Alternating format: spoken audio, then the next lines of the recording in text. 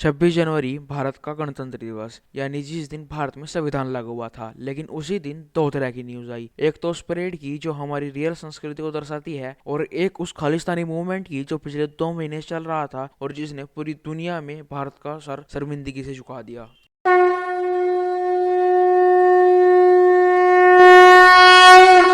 जय श्री राम भाइयों, मैं प्यार के। हम बेसिकली आज बात करने वाले थे ध्रुव राठी और उसके आम आदमी पार्टी के मेंबर होने की। लेकिन 26 जनवरी को खालिस्तानियों ने एक ऐसा कांड कर दिया जिससे पूरा देश का सिख समुदाय और हम किसान भी शर्मिंदा हैं। लेकिन वहीं दूसरी ओर कुछ मदरचोद लिब्रांडू इसे जस्टिफाई भी करने में लगे हुए हैं।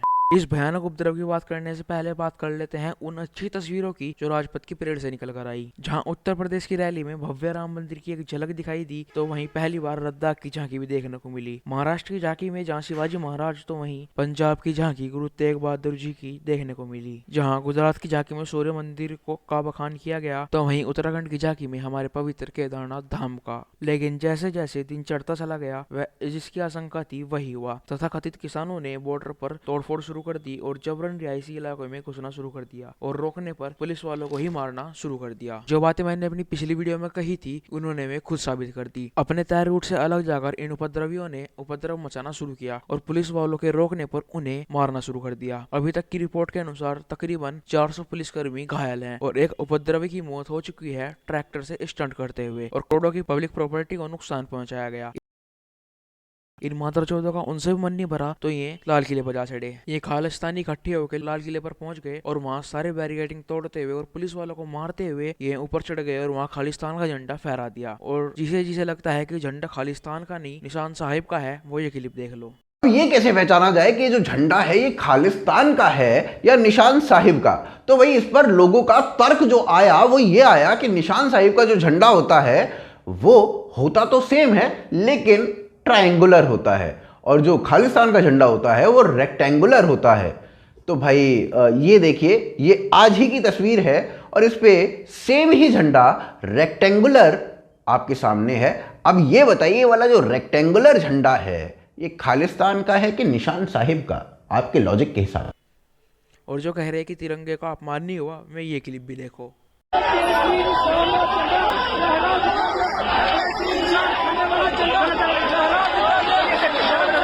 आपको पता हो तो कुछ दिनों पहले एक खालिस्तानी लीडर जो यूएसए में रहता है, उसने $2.5 लाख का इनाम देने की घोषणा की थी उन लोगों को जो खालिस्तान का झंडा लाल किले पर फहराएगा। जब दिल्ली पुलिस ने इसकी परमिशन दी थी, इन्होंने तभी तय कर लिया था खालिस्तान का झंडा वहां फहराना है। दिल्ली पुलिस ने सिर्फ सिंपल ट्रैक्टर्स को अनुमति दी थी, ना ही मॉडिफाइड ट्रैक्टर्स को और ना ही किसी जानवर को। और एक रूट भी तय किया गया था कि आपको रैली यहाँ निकालनी है। लेकिन ये खालिस्तानी आतंकवादी वहाँ जेसीबी, घोड़े और मॉडिफाइड ट्रैक्टर्स को लेकर पहुंच गए और अपने साथ हथियार, तलवार, लाठी डंडे सब लेकर आए थे, जैसा कि इनके नेता टिकैत ने कहा था।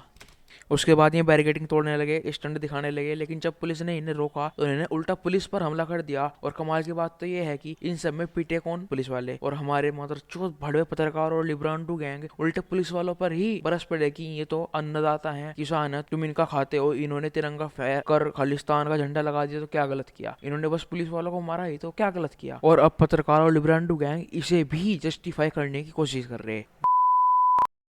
दीप सिद्धू जो उस ग्रुप का लीडर था जिसने लाल किले पर जाकर झंडा फहराया, लेकिन उसके बाद इन्होंने उसका एक फोटो निकाला जो कि सन्नी देओल और पीएम मोदी के साथ था। सन्नी देओल ने 6 दिसंबर को एक ट्वीट करके जानकारी दी थी कि इससे मेरा कोई रिलेशन नहीं है, लेकिन उसका रिलेशन कांग्रेस से निकल रहा है क्योंकि कांग्रेस ने उसकी एक वीडियो को अपने यूट्यूब चैनल पर पब्लिश किया था और कांग्रेस उल्टा बीजेपी पर इल्जाम लगा रही है। मैं बस ये पूछना चाहूंगा, अब कहाँ गए वे डकैत योगेंद्र यादव, राहुल गांडू और वे किसानों के मसीहा दिलजीत दोसांझ? अब कौन से बिल में छुपे बैठे? वे पुलिस वाले जो मारे गए, जो घायल हैं, वे भी किसानों के ही बेटे थे। पुलिस वाले भी इंसान थे। एक बार इन तस्वीरों को देखो, क्या आपका मन विचलित नहीं होता ये देखकर? क्या आपको बुरा नहीं लगता? सभी सो कॉल्ड किसान नेताओं ने इससे पल्ला झाड़ लिया। पूरी दिल्ली में आग लगा के हमारे टैक्स के पैसों को बर्बाद कर गए। ये फिर छुपे बैठे हैं। और कहाँ है दिल्ली का वो सीएम खुजलीवाल जो इनका स्वागत कर रहा था, इन खालिस्तानियों को सपोर्ट कर रहा था? पाकिस्तान, कनाडा, चाइना और देश के गद्दारों में खुशी की लहर है। पर मेरा सवाल सरकार से भी है। केजरीवाल तो मादरचोद है ही, पर आपको तो एक्शन लेना था। क्या आपको नहीं पता था कि क्या होने वाला है? पिछले 2 महीने से इसकी तैयारी चल रही थी और आपको भनक भी नहीं लगी? पिछले 2 महीने से ट्रैक्टर्स मॉडिफाई हो रहे थे, आपको नहीं भनक लगी क्या हो रहा है? आज ये आतंकवादी खालिस्तानी लाल किले पर चढ़ गए। भारत की राजधानी में इन्होंने इतना बवाल काटा और ये हिंदुस्तान को तो मानते ही नहीं है। तो क्या गारंटी है कि अगर पाकिस्तान भारत पर हमला करेगा तो ये गंडवे उनका साथ नहीं देंगे? क्या गारंटी है कि पंजाब का कश्मीर नहीं बनेगा? क्या गारंटी है कि ये केजरीवाल, कांग्रेस, खालिस्तानी मुल्ले ये पाकिस्तान का साथ नहीं देंगे? कब तक भारत में हमारे टैक्स के पैसों को इसी तरह बर्बाद किया जाएगा, कभी धर्म के नाम पर, कभी आंदोलन के नाम पर? हम इतने सहिष्णु कब तक बने रहेंगे? हम क्या एग्जाम्पल सेट कर रहे थे देशद्रोहियों के लिए कि आप दंगा करो, कुछ फर्क नहीं पड़ता? कब तक हिंदुस्तान का मासूम हिंदू अपने ही देश में इस तरह के दंगों का शिकार होता रहेगा? कब तक देश का गरीब किसान इन मादरचोद खालिस्तानियों और चूतियों डकैतों की वजह से बदनाम होता रहेगा? एट लास्ट बस यही कहना चाहूंगा कि ये सब याद रखा जाएगा, इन नकली किसानों का को भी, इन डकैतों को भी, इन खालिस्तानियों को भी, इन उग्रवादियों को भी, और इस उपद्रव को, हमारे तिरंगे के अपमान को, और सबको, इन सबको याद रखा जाएगा।